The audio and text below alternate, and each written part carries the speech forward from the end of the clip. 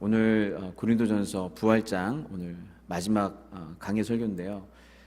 부활이 얼마나 중요한지 지난주에 나눴죠. 우리 삶의 목적과 방향까지 바꾸는 너무나 중요한 건데요. 특별히 고린도전서 15장 오늘 구절에서는 우리는 어떤 부활의 몸을 입을 것인가, 그리고 그 부활의 원리는 무엇인가를 아주 구체적으로 다루고 있습니다. 고대에 예수님의 그 시대부터 그 이전부터 그렇고 또 지금 근대에 이르기까지도, 근현대에 이르기까지도 이 몸의 중요성을 항상 간과했어요. 그래서 눈에 보이지 않는 형이상학, 이성, 지식, 진리 이런 것들이 중요했지, 눈에 보이는 몸은 그 영혼의 감옥이다 정도로 생각하고 괄시하거나 방치하거나 아니면 억누르는 그러한 것으로 몸을 대우했거든요. 그런데 그렇게 몸을 괄시하는 시대에 살았던 그리스도인들, 초기 그리스도인들 가운데 오직 기독교만 이 몸이 부활을 한다, 이 몸으로도 성화를 해야 된다, 이 몸이 성전이다, 그리고 이 몸이 하나님 앞에서 부활하는 그 모습을 가장 영광스러운 최종의 승리, 가장 영광스러운 어떠한 최후의 승리의 모습으로 그렸어요. 그러니까 이 몸의 소망, 우리가 어떤 몸으로 부활할 것인가를 가장 영광스러운 최종의 마지막 단계로 그릴 정도로 그리스도인들은 이 몸을 귀하게 여겼고, 이 몸을 통해서 하나님께 헌신하는 것이 참된 예배라고까지 얘기를 한 거예요. 그렇기 때문에 이 몸에 관한 이 소망을 갖고 있는 게 기독교인들에게 얼마나 중요한지를 모르겠어요. 그래서 이제 오늘 말씀에서 이 몸의 소망을 모르고 이 고린도 교회에서도 35절에 이렇게 묻죠. 누가 묻기를 죽은 자들이 어떻게 다시 살아나며 어떠한 몸으로 오느냐 하리니. 두 가지 질문이에요. 죽은 자가 어떻게 살아나냐, 그리고 어떠한 몸으로 오느냐 라고 질문을 합니다. 이 몸이라고 하는 것은 결국 다 썩어서 먼지가 되고 썩어서 부패하는데, 어떻게 그게 다시 살아날 거고, 혹 다시 살아난다면 그 다시 살아난 몸의 성질, 그 몸의 형태는 어떤 거냐 라고 두 가지 질문을 한 거예요.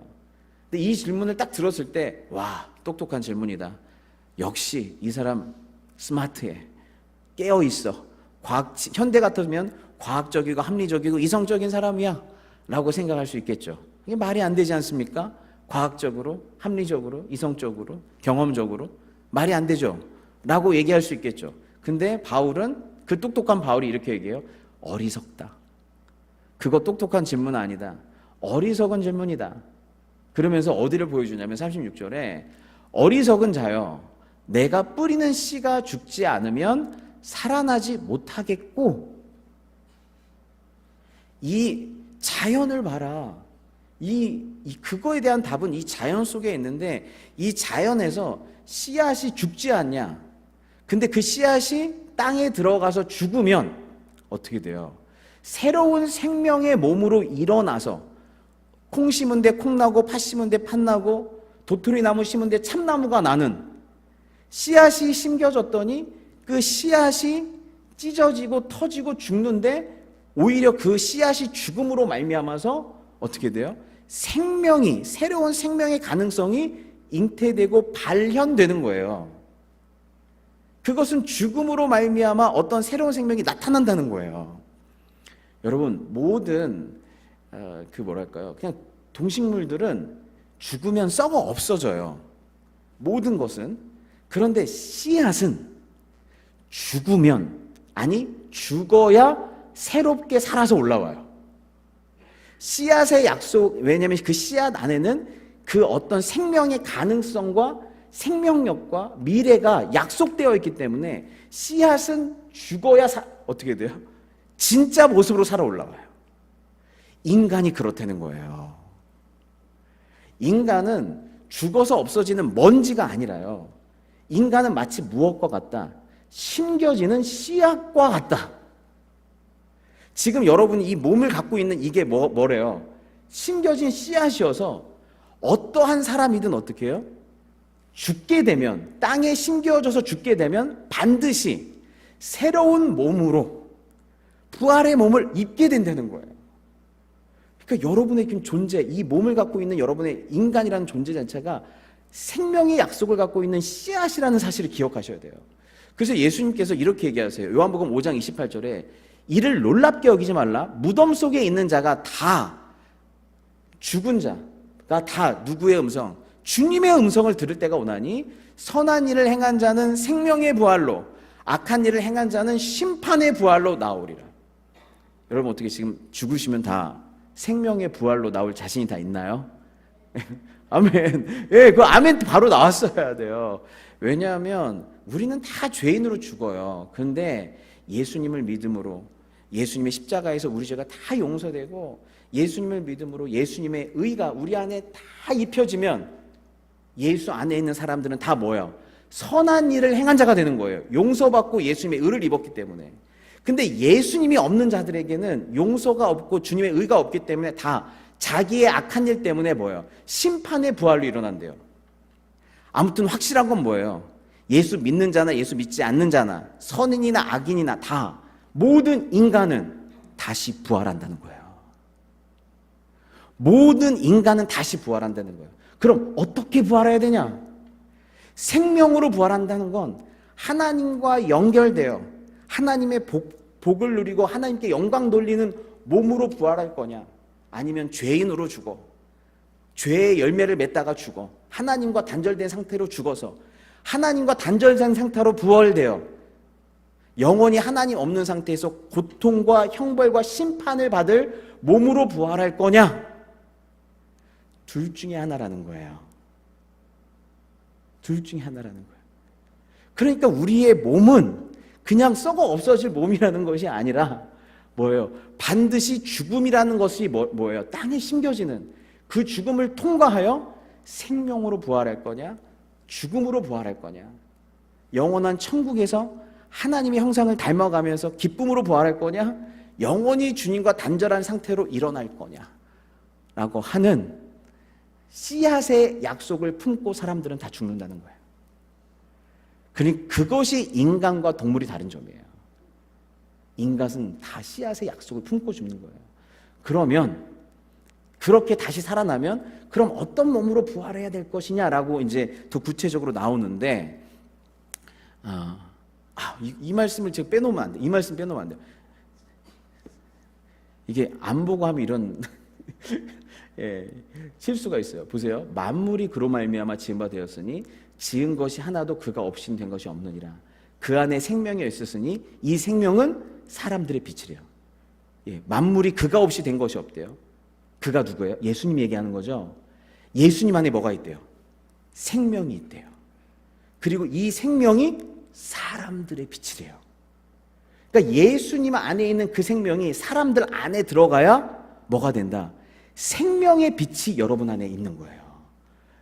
요한일서 말씀은 이건 다 같이 한번 읽겠습니다. 시작. 5장 11절 12절 시작. 또 증거는 이것이니 하나님이 우리에게 영생을 주신 것과 이 영생이 그의 아들 안에 있는 그것이라. 아들이 있는 자에게는 생명이 있고 하나님의 아들이 없는 자에게는 생명이 없느니라. 아들이 있는 자에게 뭐예요? 생명이 있고 없는 자에게는 생명이 없대요. 참된 영생의 생명이 없대요.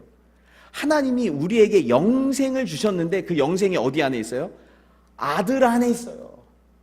그러니까 우리는 따로 예수님과 상관없이 다른 것을 통해 영생을 얻는 게 아니라 예수님이 우리 안으로 들어와 오셔야 돼요.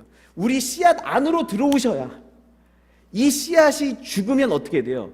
우리 안에 예수님의 생명이 있기 때문에 예수님의 생명을 잉태하는 거예요. 예수님의 몸으로 부활하는 거예요. 그렇기 때문에 우리는 살아서 반드시 뭐예요? 예수님이 우리 안에 거하셔야 돼요. 그게 예수님을 믿는다는 거예요. 예수님과 결합돼야 돼요. 그렇게 될 때 그 생명의 빛이 우리 안에 있어서 생명을 또 다른 부활의 몸으로 일어나게 될 줄을 믿습니다. 예. 그리고 그러면서 그럼 어떠한 몸이냐? 39절에 육체는 다 같은 육체가 아니니 하나는 사람의 육체요, 하나는 짐승의 육체요, 하나는 새의 육체요, 하나는 물고기의 육체라. 형체가 다 다르다는 거예요. 예. 하늘에 속한 형체도 있고 땅에 속한 형체도 있고, 형체도 있으나 하늘에 속한 것의 영광이 따로 있고 땅에 속한 것의 영광이 따로 있으니 해의 영광이 다르고 달의 영광이 다르며 별의 영광도 다른데 별과 별의 영광이 다르도다. 각자만의 빛이 있다는 거예요. 근데 여러분, 여기에서 영광이라고 하는 말은 그 존재가 무엇인지를 밖으로 드러내는 고유한 빛남, 그 존재의 본성이 표현된 것, 즉 그 존재가 가장 존재답게 나타내지는 것을 영광이라고 그래요. 그 존재가, 하나님이 각기 다른 영광, 각기 다른 형체를 주셨는데 그 존재가 가장 자기답고 가장 자연스럽고, 그래서 가장 활동적이게 자기의 존재됨을 나타낼 수 있는 그것, 그게 영광이라는 거예요. 근데 그 영광이 나타나려면 어디에 있어야 돼요? 물고기는 물에 있어야 되고, 그 다음에 새는 하늘에 있어야 되고, 짐승과 사람은 땅에 있어야 된다는 거예요. 각자마다 고유한 영광을 갖고 있는데 그 영광이 발현되는 장소가 다르다는 거예요. 그 영광이 발현되는 환경이 다른다는 거예요. 그래서 물고기는 물 만난 고기, 이런 말 있잖아요. 물 만난 고기. 이 물고기가 땅에서는 막 아무것도 못하다가 물속에 들어가니까 완전히 물 만난 물고기가 된 거죠. 그러니까 그 각자가 갖고 있는 고유한 성질과 아름다운 형체는 어떠한 환경 속에서만 발현이 된다는 거예요. 가장 아름답게 영광스러울 수 있다는 거예요. 그래서 어떠한 형체가 어디에 속해 있느냐가 중요하다는 거예요. 어디에 속해 있느냐, 그때 가장 자연스럽고 가장 영광스러울 수 있다라고 얘기를 하고 있는 것입니다. 왜냐하면 그 환경에 가장 적합한 형체를 갖고 있기 때문에 그래요. 저는 이제 내일 비행기를 탈 건데 비행기를 무서워해요. 여러분은 어떻게, 비행기 안 무섭나요? 저는 비행기가 무서워요. 탈 때마다. 제 큰딸도 비행기가 무서워서 항상 벌벌 떨고 있는 사람은 우리 큰딸과 저랑 서로 얼굴 보면서 절대 둘이 같이 안 타요. 그래서 안 떠는 사람하고만 같이 타요. 여러분, 제가 비행기를 무서워하는 이유가 뭔지 아세요? 날개가 없기 때문에 그래요. 날개가 없어서 그래요. 만약에 내 형체에 날개가 있었으면 하늘을 두려워하지 않을 거예요. 저는 바다를 좋아해요. 하지만 먼 바다에 나가는 건 무서워요. 여러분, 그렇지 않나요? 그냥 땅에서 바다를 바라보는 게 좋지, 깊은 심해에 나가서 거기서 다이빙 하라고 하면 하실 분.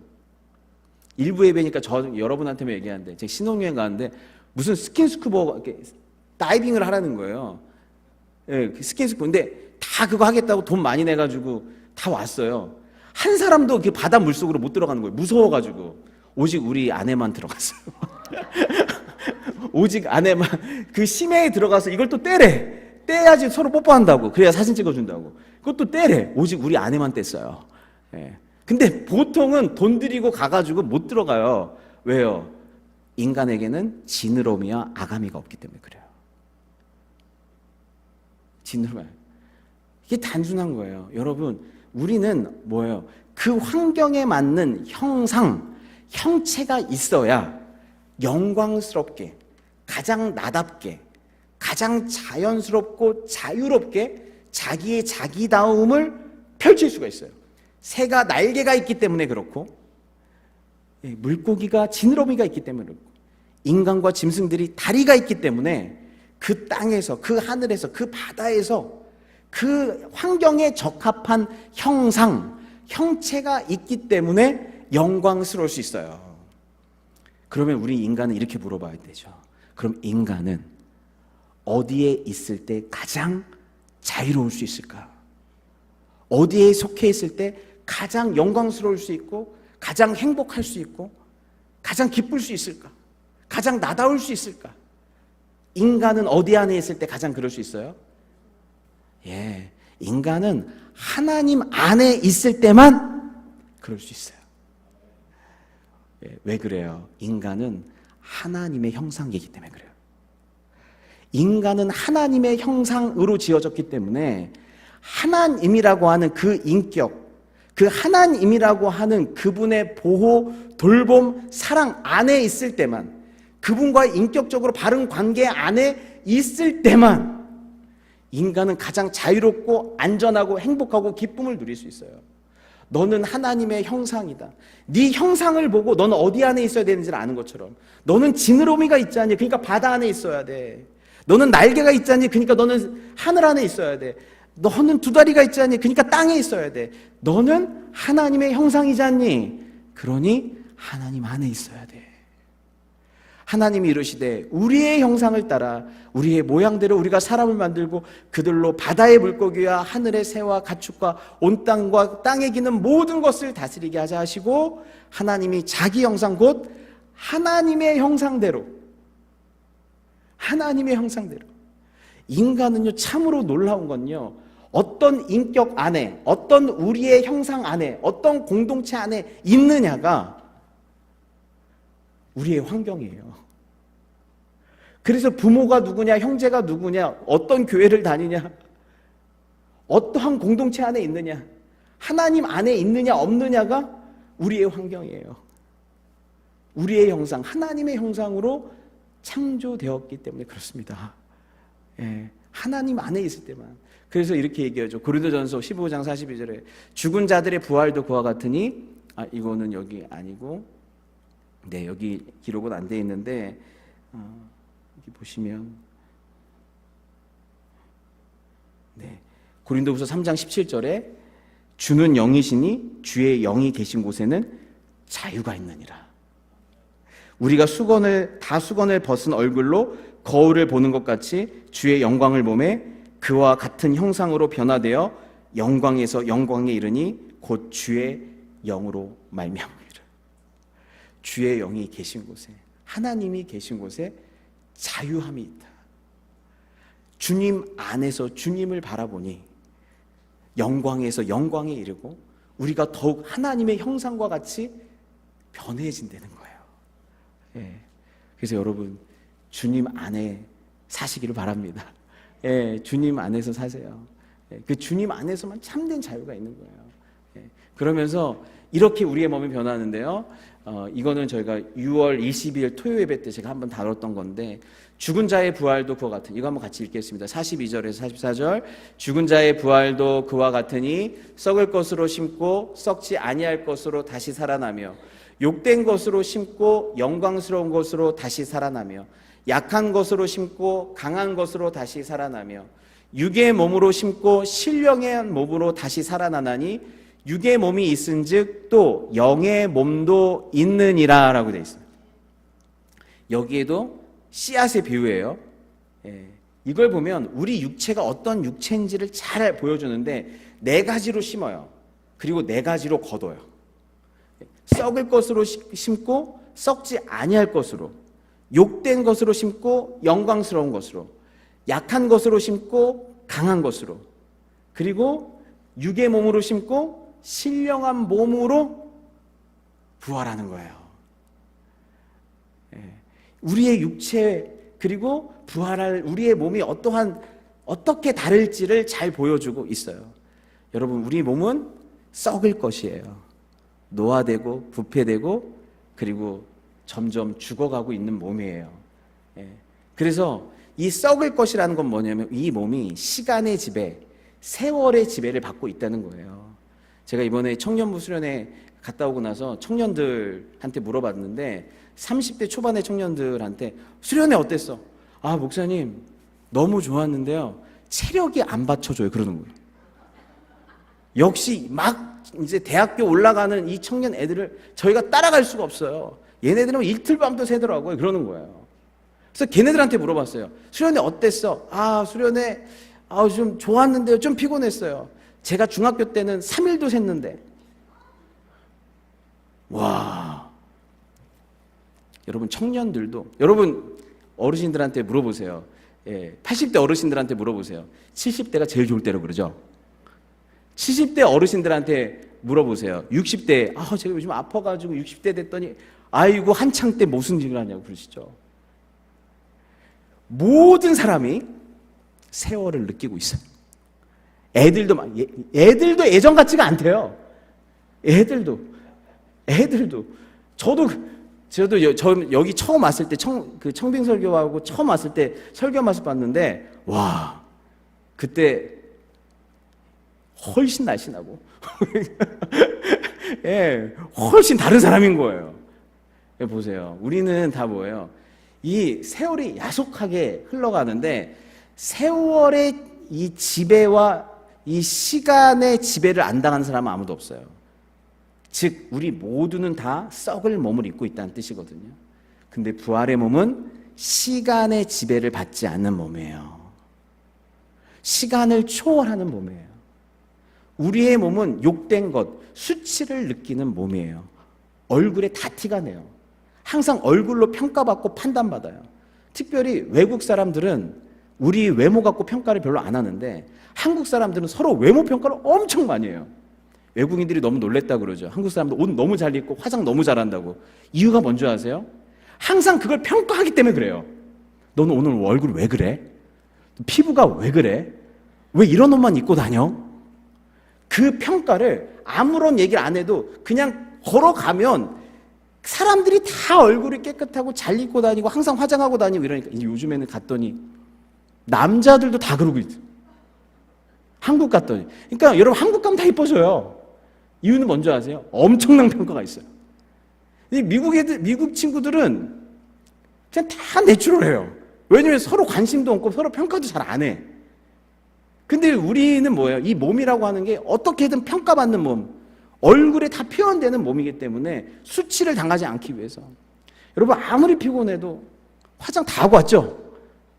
안 할 수가 없어요. 안 할 수가 없어요. 이 몸으로 수치를 경험하기 때문에, 부끄러움을 경험하기 때문에 그래요. 근데 여러분 나중에는요 화장 안 하는 날이 옵니다. 예, 무엇을 입을까, 무엇을 바를까, 무슨 백을 들까라고 하는 고민을 더 이상 하지 않을 날이 와요.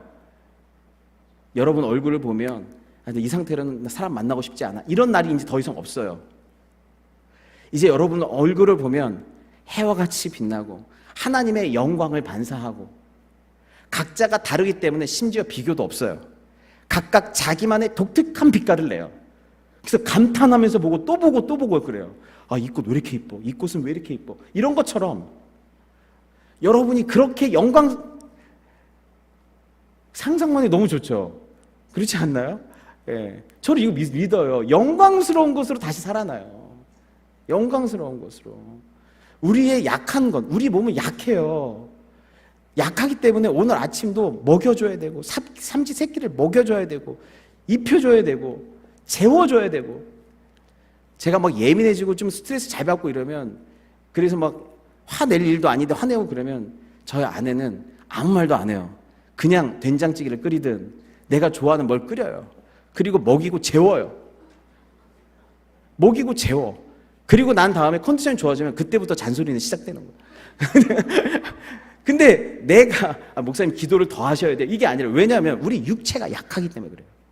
우리 육체가 약해서 먹어야 되고 좋은 거 먹어야 되고 운동시켜줘야 되고 재워줘야 되고 질병이 약하기 때문에 또 주사도 맞아줘야 되고. 우리 육체가 약한 거예요.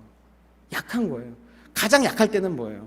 기도 더 하고 싶은데, 하나님 뜻대로 더 섬기고 싶은데 몸이 안 따라가 주는 거예요. 마음은 원이로되 육신이 약하도다. 더 사랑하고 섬겨주고 싶은데 몸이 안 따라가 주는 거예요. 그러니까 마음은 원이로되 육신이 약한 거예요. 근데 뭐예요? 강한 몸이 되는 거예요. 환경의 지배를 받지 않는. 약하다고 하는 건 항상 환경의 지배를 받는다는 거거든요. 근데 환경의 지배를 받지 않는, 그래서 예수님이 문을 통과하시죠. 환경의 지배를 받지 않는 몸으로 다시 살아나는 거예요. 우리 몸은 육의 몸이에요. 욕심이 있어요. 욕망이 있어요.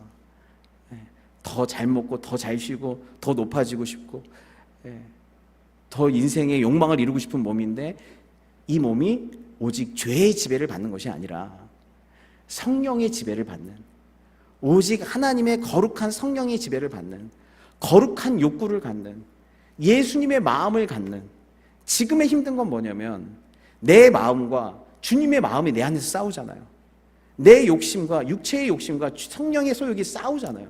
그날에는 내 육체의 욕심이 따로 있는 게 아니에요. 주님의 마음이 내 마음이 되는 거예요.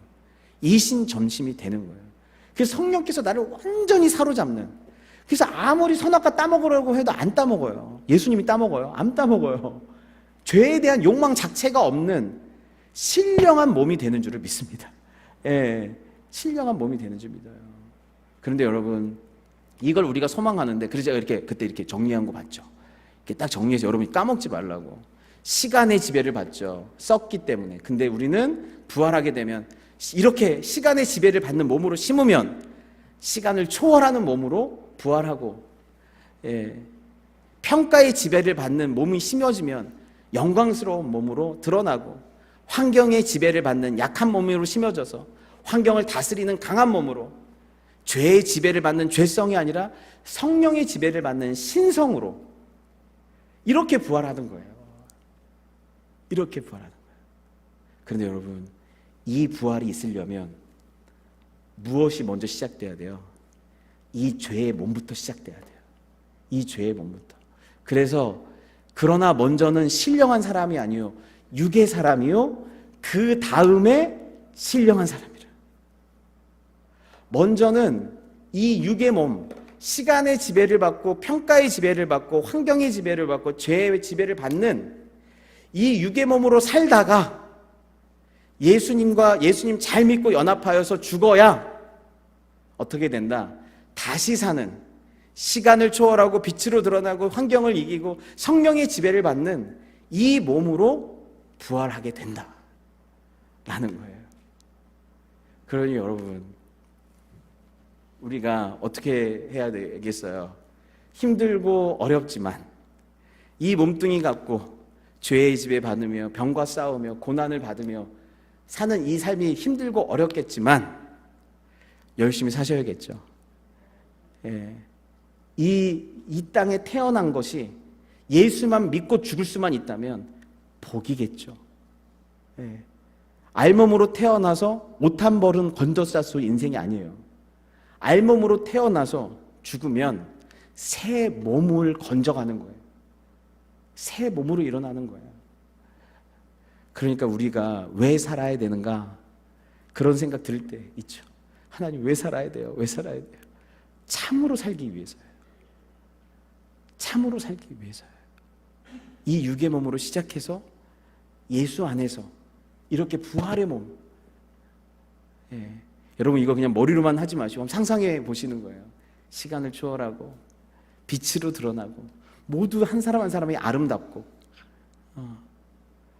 환경을 초월하고 성령의 지배를 받는 그런 하나님의 형상들로 가득한 그 나라, 그런 나를 상상해 보는 거예요. 그러면서 이렇게 얘기합니다. 보라, 내가 너에게 비밀을 말하노니 우리가 다 잠잘 것이 아니요 마지막 나팔에 순식간에 호련히 다 변화되리니. 순식간에. 이게 아주 작은 틈을 얘기하는데 그 어느 하나도 비집고 들어갈 수도 없을 만큼 빠른 시간을 얘기해요. 호련히 눈 깜짝할 사이에 변화된대요. 죄의 몸을 갖고 있을 때는 정말 변화가 더디죠. 이 몸을 가지고는. 근데 새 몸을 입게 되고 빨리 변화되고 빨리 변화되는 몸을 입게 돼요. 나팔 소리가 나매 죽은 자들이 썩지 아니할 것으로 다시 살아나고 우리도 변화되리라. 이 썩을 것이 반드시 썩지 아니할 것을 입겠고 이 죽을 것이 죽지 아니함을 입으리로다. 이 썩을 것이 반드시 썩지 아니함을 입겠고 이 죽을 것이 죽지 아니함을 입으리로다. 이 썩을 것이 썩지 아니함을 입고 이 죽을 것이 죽지 아니함을 입을 때에는 사망을 삼키고 이기리라. 우리는 다 사망에 삼키워졌는데 부활의 몸을 딱 갖고 나서부터는 뭐예요? 이제 사망이 우리 가운데 삼키워진 거예요. 사망이 죽게 된 거예요. 우리 인생 가운데 더 이상 사망 권세가 없고 사망이 사망돼요. 사망이 삼킴을 받고 이기리라. 기록된 말씀이 이루어지리라. 사망아, 이게 최종 승리의 선포거든요. 우리가 이때 이렇게 선포할 거예요. 사망아, 너의 승리가 어디 있느냐? 사망아, 내가 쏘는 것이 어디 있느냐? 죽음에 대한 두려움에 벌벌 떨고 살아가고 있는 이 사람들 가운데에서 우리가 이렇게 선포하는 거예요. 사망아, 너의 승리가 어디 있느냐? 사망아, 내가 쏘는 것이 어디 있느냐? 라고. 사망으로부터 승리를 거두는 몸이 될 줄 믿습니다. 그러면서 사망이 쏘는 것은 죄요, 죄의 권능은 율법이라. 하나님 말씀 앞에서 우리는 죄인입니다. 그런데 우리 주 예수 그리스도로 말미암아 우리를 용서하시고 그 의를 입히셔서 우리에게 승리를 주시는 하나님께 감사하노니, 우리 주 예수 그리스도로 말미암아 우리에게 승리를 주신 하나님께 감사하노니, 그러므로 내 사랑하는 형제들아, 견실하며 흔들리지 말고 항상 주의 일에 더욱 힘쓰는 자들이 되라. 이는 너희 수고가 주 안에서 헛되지 않은 줄 알미라. 이게 고린도전서 15장 부활장의 마지막 결론이에요. 그러므로 너희가 새 몸으로 부활할 거기 때문에 내 사랑하는 형제들아, 견실하며 흔들리지 말고, 그 어떠한 사망 권세가 와도 흔들리지 말고 항상 주의 일에 더욱 힘쓰는 자들이 되려. 결국 예수 믿고 죽으면 부활할 테니까 막 살지 뭐, 순간은 즐기며 살지 뭐, 아니면 죽을 날만 바라보며 살지 뭐가 아니라 주의 일에 더욱 힘쓰고 수고하며 열정적으로 살라는 거예요. 제가 근데 이 말씀을 많이 묵상했어요. 왜 마지막 결론이 이렇게 끝날까? 왜 우리의 부활은, 이 미래의 이 견고한 소망은 우리의 현실을 이토록 치열하고 더 열정적으로 살아나게 만드는 것인가? 정말 부활이 왜 우리의 인생을 이렇게 하나님 앞에서 더 열정적으로 주님을 향해 걸어가는 정도가 아니라 달려가게 만드는 것인가? 제가 봤더니요, 지금이 우리 인생의 유일한 기회예요. 썩을 몸, 수치의 몸, 약한 몸, 육의 몸을 입고 이렇게 연약하고 부족한 상태에서 하나님을 사랑하고 하나님을 섬기고 하나님을 예배하고 하나님께 순종할 수 있는 지금 이 100년이 유일한 기회예요. 우리는 하나님 나라에서 강한 몸, 신령한 몸, 썩지 않을 몸, 영광스러운 몸으로, 그리고 그것도 하나님 나라 안에서 성령의 도움을 받아 그렇게 마음껏 하나님을 섬기는 날이 있을 거예요. 그렇게 영원히 하나님을 섬길 거예요. 영원히 그런 몸을 입고 그런 환경에서 하나님의 나라에서 하나님의 형상을 완벽하게, 예수님의 형상을 입고 완벽하게 주님을 섬기는 날이 올 거예요. 하지만 지금 이 살아가시는 이 100년, 이 80년, 이 70년이 유일하게 연약함 가운데, 고난 가운데, 약함 가운데 주님을 섬길 수 있는 유일한 기회예요. 주님을 섬길 수 있는. 여러분, 사탄이 하나님께 욥을 향해 그러죠. 하나님, 욥이요 부자여서 그래요. 소유가 많아서 그래요.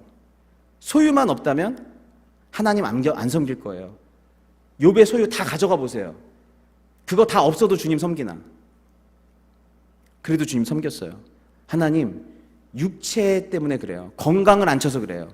생명의 위협을 느끼는 건강을 치시면 하나님 부인하고 하나님 섬기지 않을 거예요. 육체를 쳤어요. 근데 그 사단의 이 공격성 있는 그 말이 저는 마치 예수님, 보좌에 앉으신 예수님을 향해 있는 것 같은 거예요. 하나님, 예수님이 하나님을 사랑하고 하나님께 순종하고 하나님을 영화롭게 하는 이유, 예수님이 신이기 때문이죠. 예수님이 보좌에 앉으셨기 때문이죠. 모든 능력과 권세를 가지셨기 때문이죠. 그거 없어도 예수님이 하나님께 순종할 수 있을까요? 예수님이 영원한 존재이기 때문이죠. 예수님이 생명이 있기 때문이죠. 그거 없어도 예수님이 하나님을 섬길 수 있을까요? 여러분, 마치 그 질문에 답을 하시는 것 같은 것 마냥 예수님이 하늘 보좌를 다 버리시고 하나님이 아닌 인간으로 오셔서 예수님의 33년의 인생 동안에 인간으로 오셔서 죽음 앞에서도 순종하셨어요. 모든 것을 버리고도 하나님을 사랑하셨고 하나님을 영광스럽게 했고 그 고난 한복판에서도 하나님께 순종하셨어요. 그것이 없어도, 그것이 없을 때에도 하나님과 예수님의 관계는 하늘나라였기 때문에 그런 것이 아니라 이 죄악의 지옥 같은 세상 한복판에서도 예수님은 여전히 하나님을 사랑하시고 순종하시고 하나님의 영광을 위해서 하신다 라는 것들을 보여주셨어요. 여러분, 우리가 주님 가난해도 부족해도 연약해도 아픔이 있어도 질병이 있어도 하나님을 사랑합니다. 주님을 믿습니다. 당신의 영광이 내 삶 가운데 나타났으면 좋겠습니다 라는 것을 하나님 앞에 표현할 수 있는 유일한 기회예요. 이 시간들이. 그 나라에서는 먹고 살만 했고 형편이 됐고 모든 환경이 다 좋아서 주님을 사랑했고 주님께서 형통하게 해서 사랑했고 어려움이 없었기 때문에 주님이 일했고 건강했기 때문에 주님 섬겼고 이것이 주님 앞에서 자랑이 되지 않을 거예요.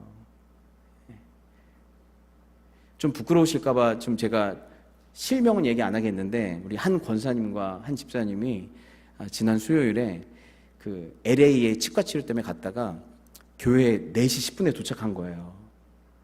근데 수요 예배까지는 3시간 20분이 남았어요. 3시간 20분. 3시간 20분이 남았는데 그 시간을 그 더운데 지팡이를 짚고 교회에서 3시간 20분을 기다렸다가 수요 예배를 드리고 또 자기 집까지 한 40분 걸리시는데 가셨어요. 여러분 잘 모르시겠죠? 누군지. 그런데 그날 그 다음 날인가요? 문자가 왔어요. 저희 그때 말씀이 뭐였냐면 시편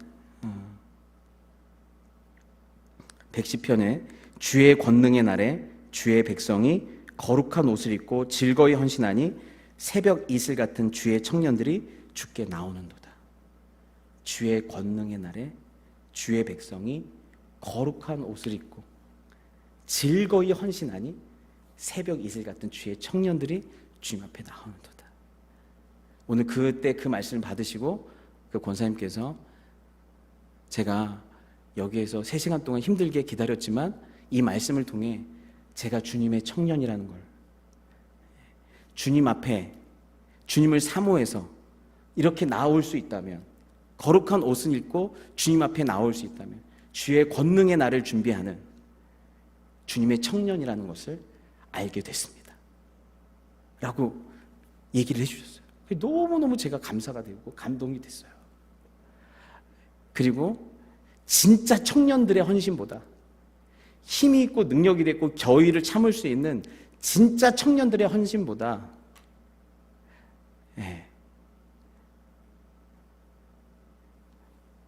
노쇠하고 연약하고 그 시간들을 버틸 수 없는 그 몸을 입고 있음에도 불구하고 하나님 앞에 나온 그 청년의 헌신을 주님께서는 더 크고 무겁게 받으실 줄을 믿습니다. 과부의 두랫돈처럼. 그러니 주님께서는 영광의 소망이 있으니 소망을 가지고 이 썩을 몸, 약한 몸, 수치의 몸, 육의 몸, 이 몸을 가지고 주님을 사랑하고 섬기고 주님의 영광을 위해 살아갈 수 있는 유일한 시간이니 주의 일에 힘쓰는 자들이 되라. 너희 수고가 주 안에서 헛되지 않은 줄 알미라. 기도하겠습니다.